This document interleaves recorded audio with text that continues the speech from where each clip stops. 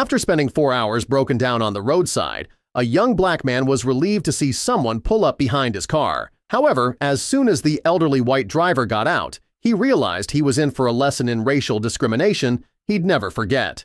In today's deeply divided society, people are finding themselves avoiding engage with others out of fear of offending or being offended. The media have pitted us against our fellow man, pointing out our differences in an effort to monger fear and hate instead of drawing us closer together. Despite the numerous factors that can segregate us into identity groups, race is a particularly divisive determinant. Unfortunately, it is often the first thing we notice, as was the case with a pair of strangers brought together by a troubling series of events. While A.J. Baker and his friend Dajuan McElroy were heading back to Mobile, Alabama, from a football camp in Pensacola, Florida, they mistakenly took a wrong turn, landing them in Panama City. Making matters worse, the pair got out of their vehicle only to discover that they had a flat tire. Luckily, they managed to replace the flat with a spare. However, they still had no idea where they were going, prompting them to call the local police for directions. Still, they found themselves waiting for assistance. I had caution lights on and 3 squad cars passed me with my arm out to the window and no help, Baker told Tapworthy Happenings. I sat there for 4 hours, and he finally came up after praying hard and calling everybody I knew. Thinking their prayer for help had paid off, Baker and McElroy watched as an elderly white man pulled up behind them and exited his vehicle. What the young men quickly realized was that they were about to learn a valuable lesson in the racial divide. Without hesitation, A.J. Baker says that 88-year-old George M. Jonkel took one look at the 6'6" tattooed young black man and told the pair to get in his car so that he could buy them a new tire. However, Jonkel's generosity didn't end there. When he discovered that Baker's car had died due to the caution lights being left on, he pulled out his jumper cables and started their vehicle before giving them some gas money to ensure they made it home. He literally was the only person who stopped to help me, Baker explained. He pulled up graciously without looking at me weird because of my appearance. Thanks to Jonkel's charity, the pair finally made it home to Alabama. Being still in awe of Jonkel's selfless actions, A.J. Baker shared his experience on Facebook, including the heartwarming lesson he was taught about hate and discrimination. I swear I saw Jesus today in this man, never doubt by appearances. No matter what PPL look like, treat people how you should be treated. The media portrays today's events of an 88-year-old Caucasian man pulling to the side of the road crazy. After just getting out of a doctor's appointment, he helped me. Broke down on the side of the road. A 6'6" African male with tattoos?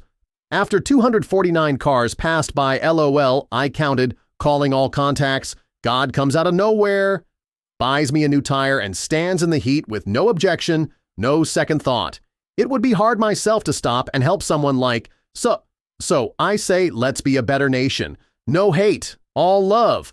No discrimination from the jump, will end in peace all day. Baker explained that despite the nature of their meeting, he is glad that his car broke down, as it brought Jonkel into his life. God was good and we got home, so I had to post what the Lord is still doing in the world, he told Tapworthy Happenings. If we hadn't gotten lost, I would have never met him. I'm glad I did because it was a moment of humbleness and understanding. Because of George M. Jonkel's compassion and A.J. Baker's willingness to accept help, the pair unknowingly shattered the stereotypes that strive to separate them. Instead, they showed the world that they're merely human beings with similar struggles. Although Jonkel may have only stopped to give his fellow man a hand, he forever impacted the lives of these young men. Long after he's gone, his simple kindness will live on as a beacon of hope and inspiration, showing that it often only takes a small act of compassion to break down the walls that divide us. As Baker's story gained traction on social media, it quickly resonated with thousands of people across the country. Comments poured in, with many sharing their own experiences of unexpected kindness. Some praised Jonkel's actions, while others reflected on how rare such moments of genuine human connection had become. In a world where division often takes center stage, this simple act of generosity reminded people that kindness transcends all barriers. News outlets soon picked up the story, amplifying the message even further. Reporters reached out to Baker and Jonkel, eager to hear more about their encounter. While Jonkel was surprised by all the attention, he remained humble about his actions. I didn't do anything special, he told a local news station. I just saw someone in need and did what I hope anyone else would do for me." Baker, however, disagreed. To him, Jonkel's willingness to stop and help wasn't just about changing a tire or offering a few dollars for gas. It was about breaking down invisible walls that too often keep people apart. He admitted that before that day, he had his own preconceptions about how people viewed him because of his appearance. "I never expected an elderly white man to be the one to stop," he admitted. "But that's the beauty of it. He didn't see color. He just saw a person who needed help." Inspired by his experience, Baker decided to pay the kindness forward. A few weeks later, he found himself in a position to help a stranded motorist, this time an elderly woman whose car had a flat tire. Remembering Jonkel's selflessness, Baker didn't hesitate to stop. "I heard his words in my head," he said. "If he could do it for me, I could do it for her." Jonkel's lesson had sparked something deeper in Baker, reminding him that small acts of kindness have the power to ripple outward, touching lives in ways we can't always foresee. Encouraged by the overwhelming response to his post, he began volunteering in his community, speaking at youth events about the importance of looking beyond appearances and offering help whenever possible. Meanwhile, Jonkel's family was touched by how much of an impact their father's simple gesture had made.